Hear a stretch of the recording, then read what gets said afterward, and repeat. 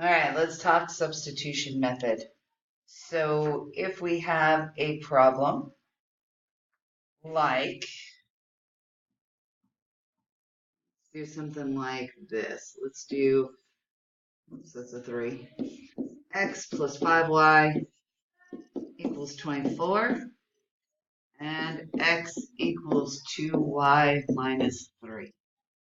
Okay, so keep in mind, this x is the same thing as this x, and it's the same thing as that.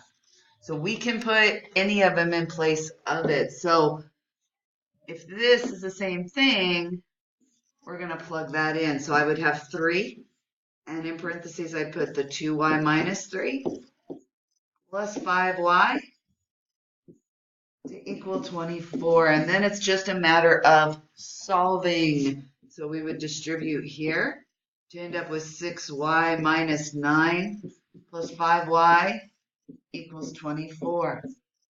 Now I can put other stuff together. So I can combine my like terms and have 11y minus 9 equals 24. That's a two-step equation. Add 9, so 11y equals 33, which means that y equals 3. Okay, so now that I know that y equals 3, I can plug it into an equation, and preferably this one, because then I would have x right away. So 2 times 3 minus 3, or 6 minus 3, which is 3, and that equals our x. So in this case, we have the point of 3, 3, because they are exactly the same. And so we would just have the same thing going on so we don't have to keep track. All right, let's try a different one. What happens when they're both in slope-intercept form? Something like y equals x plus 12 and y equals 1/2 x minus 5. Okay, here's the thing. If they both equal, whoops, wrong one. If they both equal y, then that means those two y's are equal to each other. So that means we can just take this, and that equals this. So I would just have x plus 12 equals 1/2 x minus 5, because they're both equal to y. So it's like I plugged it in, so those could go together. So now it's just a matter of solving. I'm going to move all my x's over to one side, and I know some of you prefer 0.5. Either way, if I have 1x and I take 1/2 an x away, I still have 1/2 of an x, or 0.5x, plus 12 is equal to negative 5. So if I subtract 12 there, I'd have 1/2 x equals negative 17. And then when I divide by 1/2, okay, it multiplies by 2, so x is going to equal negative 34. All right, so x is negative 34. That means now that I know what x is, I can plug it into either one.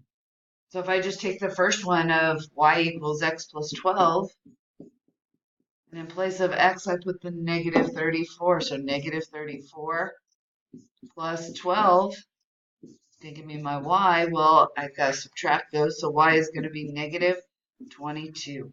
So my point of intersection is going to be negative 34, negative 22.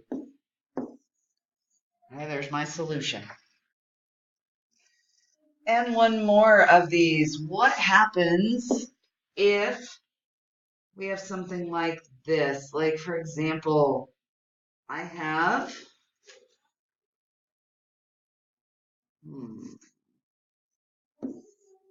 2y minus 20x equals negative 10.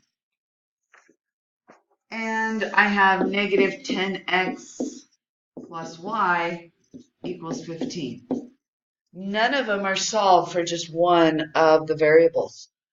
And if I take a look, the only one that would make sense to solve for would be this y right here. Or not to make sense, we could solve for any of them, But that's going to be the easiest because it's just one y. So to solve for that, what I'm going to do is just add 10x on both sides, right? And I'm going to have y equals 10x plus 15.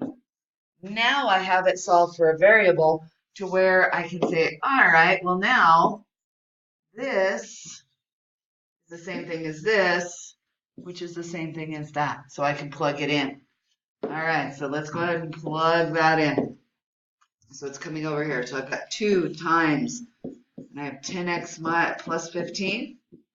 And I have minus 20x equals negative 10.